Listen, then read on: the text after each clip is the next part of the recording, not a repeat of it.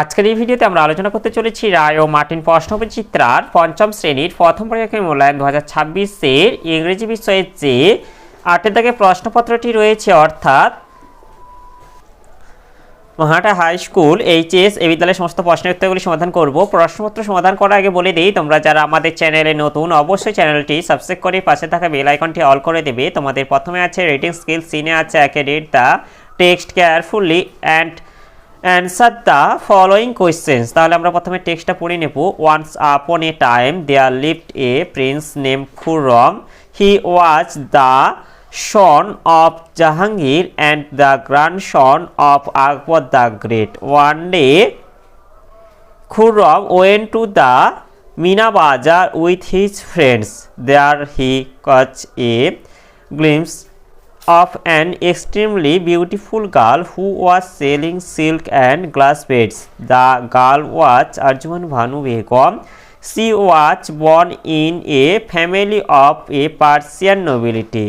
After meeting her, Khurram went back to his father and said that he wanted to marry her.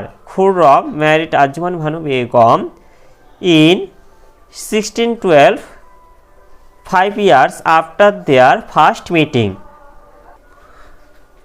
তাহলে আমরা প্যাসেজটা পড়ে নিলাম। এবার প্রশ্ন উত্তরগুলি করবো। এটিটা হচ্ছে choose the correct answer from the given alternatives. এটিটা হচ্ছে খুররম ওয়াজ, এটা হবে প্রিন্স হবে। এরপর বিতে এটা হচ্ছে আরজুমান ভানু বেগম ওয়াজ বাই বার্থ এ যাবে পার্সিয়ান।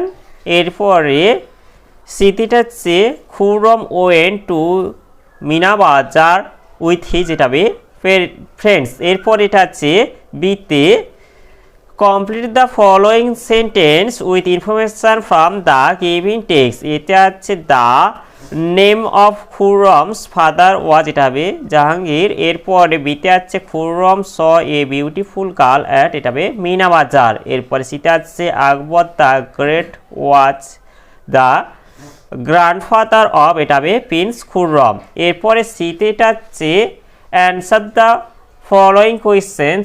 এতে আছে whom did Khurram marry and when. এর উত্তরটি হবে, এর উত্তরটি বলবে যে Khurram married Arjumand Banu Begum in 1612, 5 years after their first meeting. এরপরে বিতে যাচ্ছে what was Arjuman Banu Begum selling and where. এর উত্তরটি হবে, এর উত্তরটি বলবো Arjuman Bhanu Begum was selling silk and glass beads to the add করে দেবে অ্যাট মিনা বাজার।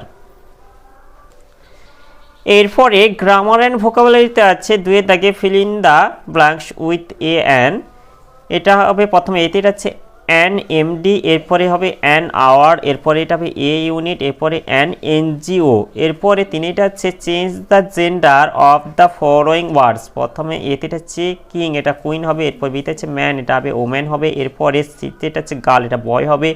এরপর ডিতে হচ্ছে সন, এটা হবে ডটার।